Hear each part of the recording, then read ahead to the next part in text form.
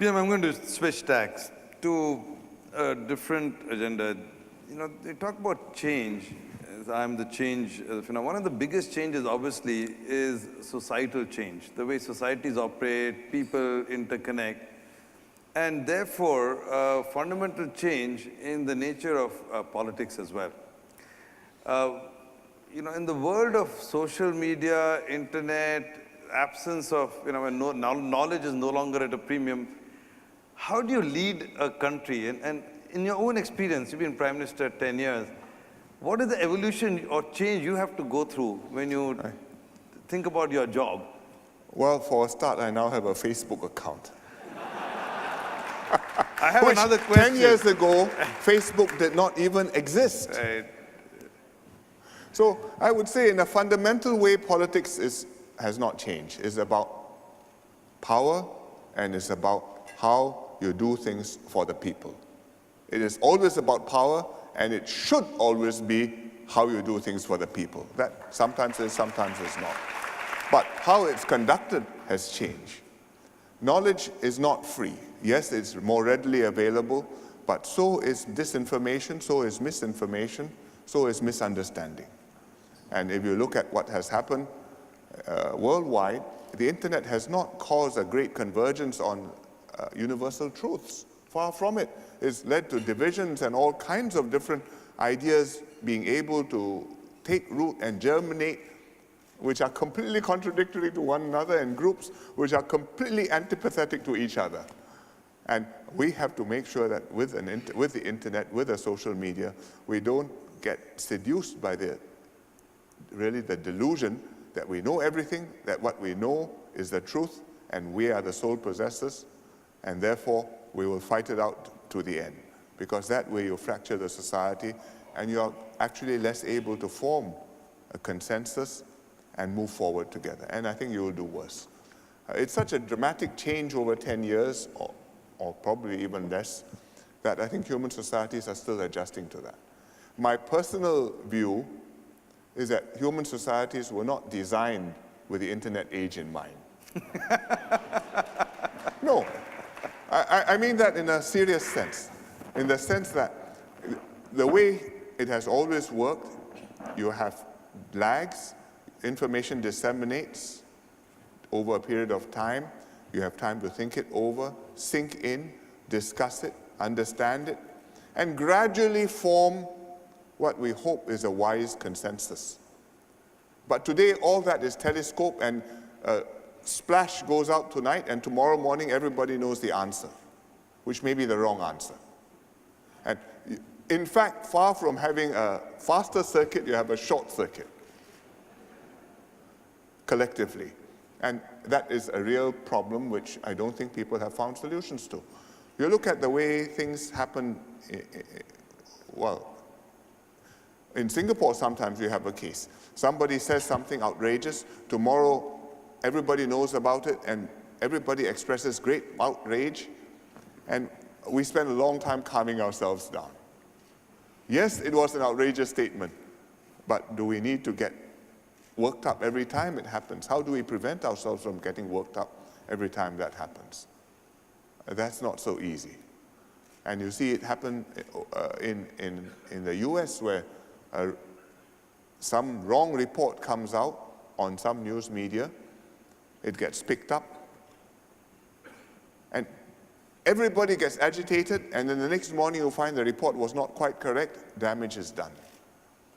I think it makes your margin of stability much narrower, and you have to be able to navigate that, and I think you're going to have more bumps and spills along the way.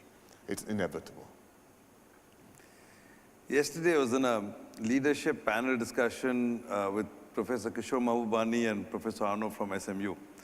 And the question came up in this regard about the nature of leadership in today's world. And so the academics, of course, have a view that collaborative leadership is very different. I'm paraphrasing, they say you can't tell, you need to sell. You need to seduce people, seduce people with ideas. So the question then came up, is the day of the iconic leader, the strong leader, the iconic leadership over? And it's quite unclear, because if you think about China, President Xi is clearly a strong leader, and there are a lot of other strong leaders around the world. How do you feel about this? Are collaborative leadership and iconic leadership a contradiction in terms? You should ask Mr. Putin that.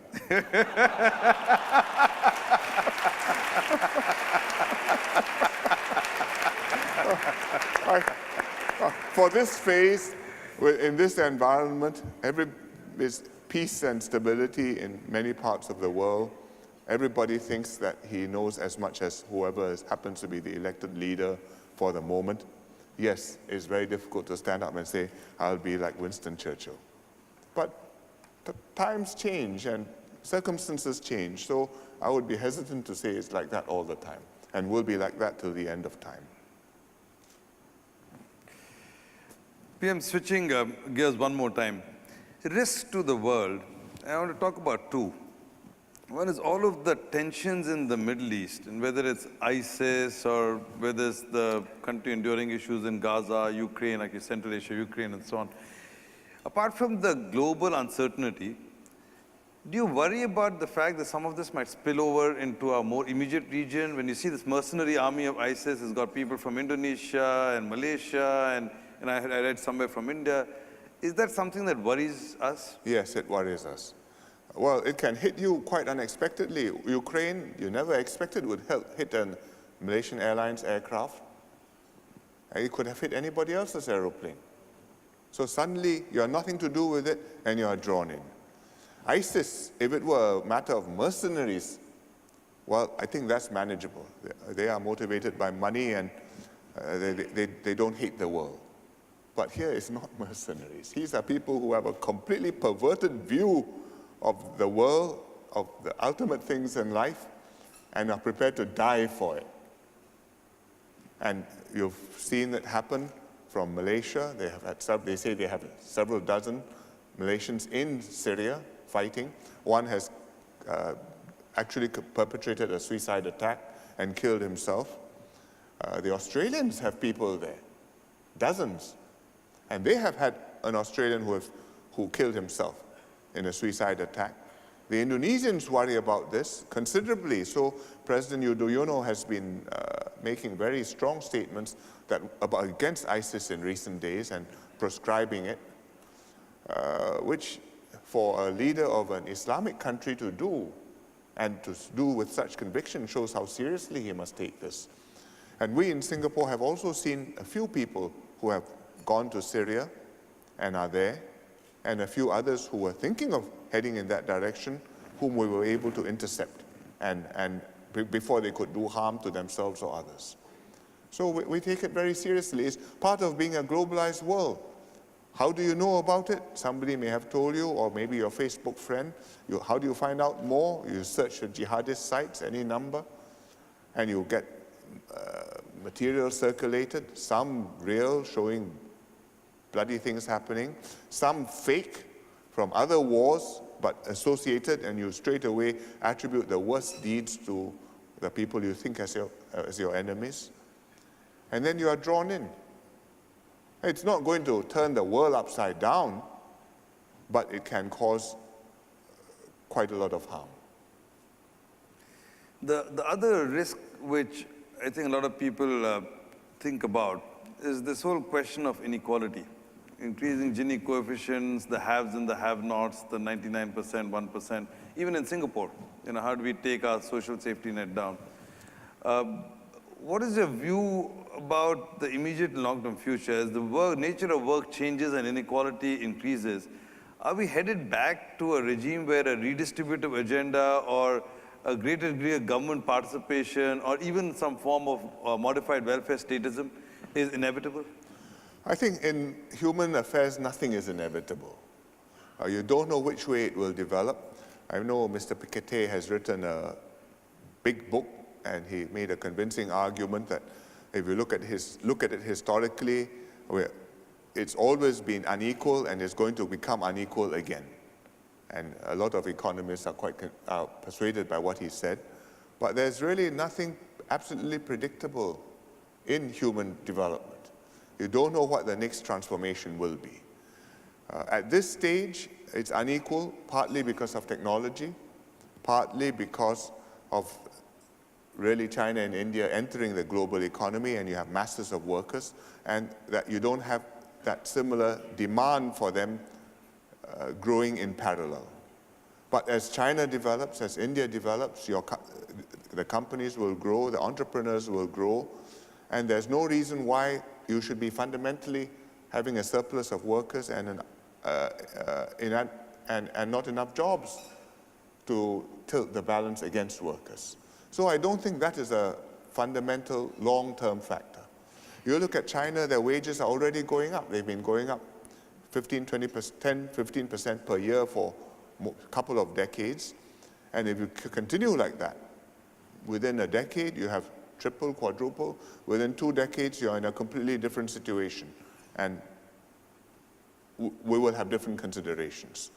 So I think that the globalization part is a transient in its impact on wages. The technology part is not so clear, because the technology part, in one way, you make the worker more productive, but on the other hand, you may dumb down the job.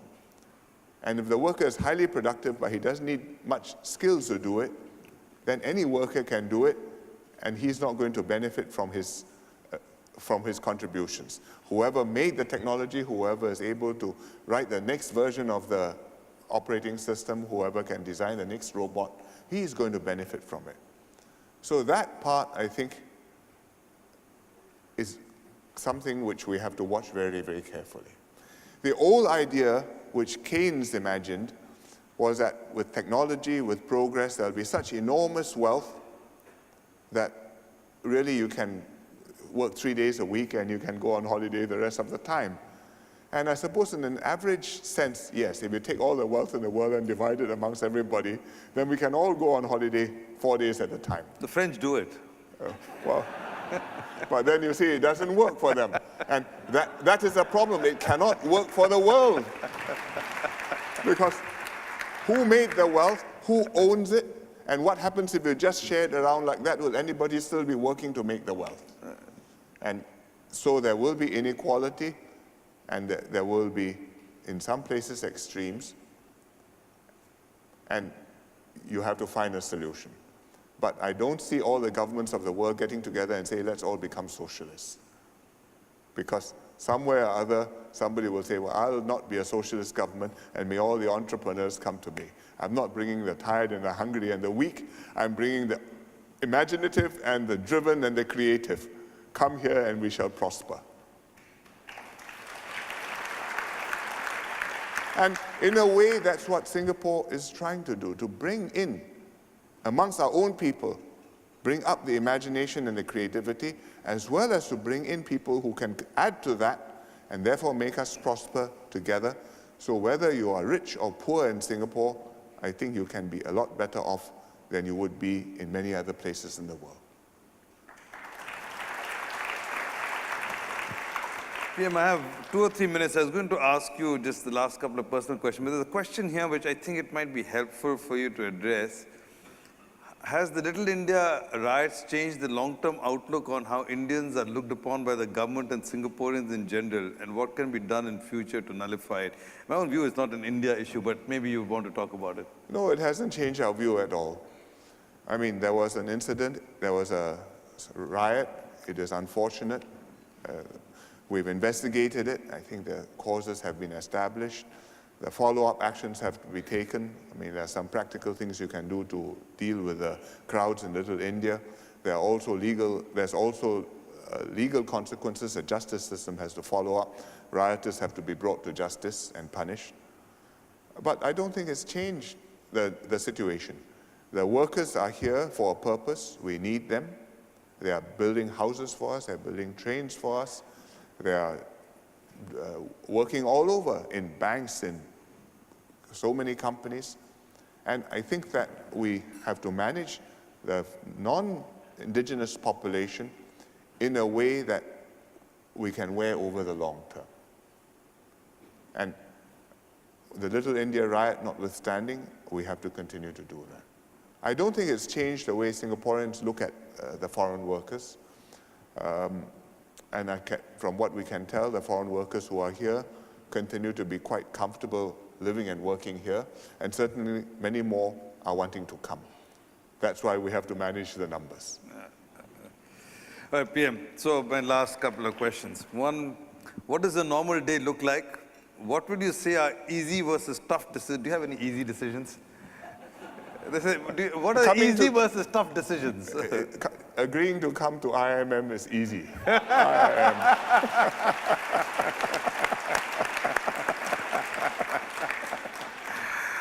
All right, and my last question, the most popular question. You seem to be wearing a Fitbit on that right hand. Yes. How many steps do you take in a day?